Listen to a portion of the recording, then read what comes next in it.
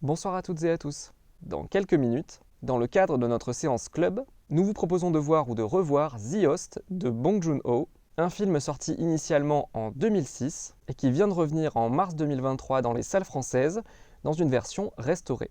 Sachez d'abord qu'à l'époque de sa sortie, The Host était devenu, avec plus de 13 millions d'entrées, le plus gros succès de tous les temps dans son pays d'origine, la Corée du Sud, qui comptait alors une cinquantaine de millions d'habitants. Son réalisateur, c'est Bong Joon-ho, un nom qui vous dit peut-être quelque chose et pour cause. Après The Host, il a entre autres réalisé Parasite, la Palme d'Or du Festival de Cannes 2019. Quand il était adolescent, Bong Joon-ho vivait à côté du fleuve Han, et un jour, il y a réellement cru voir un monstre près du pont de Jamsil. C'est peut-être de là que lui vient son idée de monstre issu de la rivière, qu'il a exploité dans The Host, tout autant que sa fascination depuis l'enfance pour le monstre du Loch Ness. L'idée du réalisateur, c'était vraiment de transposer cette mythologie européenne en Corée du Sud. Au cinéma, le film de monstres géants, c'est un genre à part entière depuis les années 50. Et qui plus est, c'est un genre asiatique. Il existe même un mot pour les désigner, les Kaiju Eiga. C'est un mot japonais, puisqu'en fait le premier de ces monstres fut Godzilla, dans le film de Ishiro Honda en 1954. Mais les monstres coréens ne sont pas en reste, qu'ils soient du sud dans Yongari de Kim Ki-duk en 1967, ou même du nord dans Pulgasari de Shin Sang-ok en 1985. Dans The Host, vous le verrez, la créature n'a pas vraiment le charisme de celle d'Alien et possède plutôt une taille moyenne si on la compare à Godzilla. Totalement conçu numériquement, le monstre a d'abord été créé en collaboration avec Weta Digital, le studio néo-zélandais responsable de tous les effets spéciaux de la trilogie Le Seigneur des Anneaux de Peter Jackson. Et les effets spéciaux furent ensuite confiés à la société américaine The Orphanage, une entreprise fondée par d'anciens de la légendaire société d'effets spéciaux ILM. The Host a aussi une référence cinématographique très contemporaine, l'adaptation de La Guerre des Mondes de Steven Spielberg, sortie seulement un an auparavant. Bong Joon-ho était déjà un admirateur du travail de Steven Spielberg, et ce, depuis Les Dents de la Mer, mais The Host possède une filiation plus spécifique avec La Guerre des Mondes, que ce soit dans son esthétique ou dans ses thématiques. Comme dans Parasite plus tard, avant d'être un film de genre, The Host est d'abord un film qui a pour sujet la famille.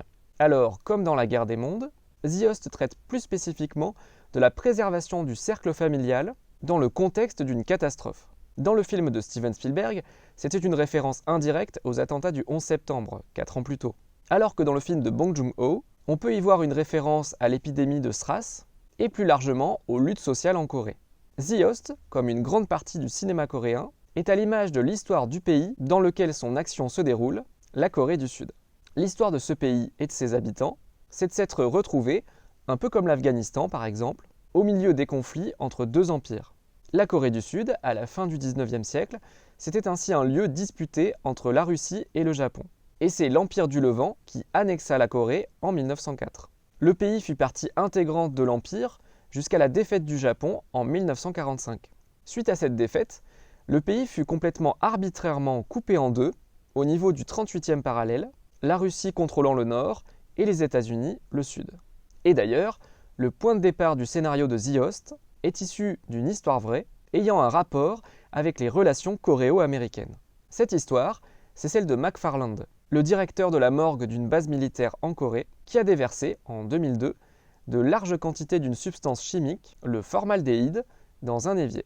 L'histoire déclencha un scandale écologique en Corée du Sud, et Bong Joon-ho s'est donc saisi de cette affaire pour imaginer ce qui aurait pu se passer si ce produit avait fait muter une créature aquatique. Cet élément déclencheur, c'est celui de beaucoup de films de super-héros ou de films fantastiques. Dans le premier Spider-Man de Sam Raimi en 2002, c'est la piqûre d'araignée génétiquement modifiée pour le héros, ou l'inhalation d'un produit chimique pour le bouffon vert. Et si on remonte plus loin dans le temps, le héros du film L'homme qui rétrécit, sorti en 1957, rétrécit, comme le titre du film l'indique, à la suite d'un contact avec un nuage radioactif. À la lumière de ces quelques exemples, vous voyez que les scénaristes de films de science-fiction ou de super-héros ont toujours puisé dans les peurs contemporaines. Vous en savez désormais un peu plus sur The Host de Bong Joon-ho, que je vous laisse découvrir ou redécouvrir tout de suite. Si cette vidéo vous a intéressé, n'hésitez pas à aller en voir d'autres sur la page YouTube du Cinéma Rex de Sarlat.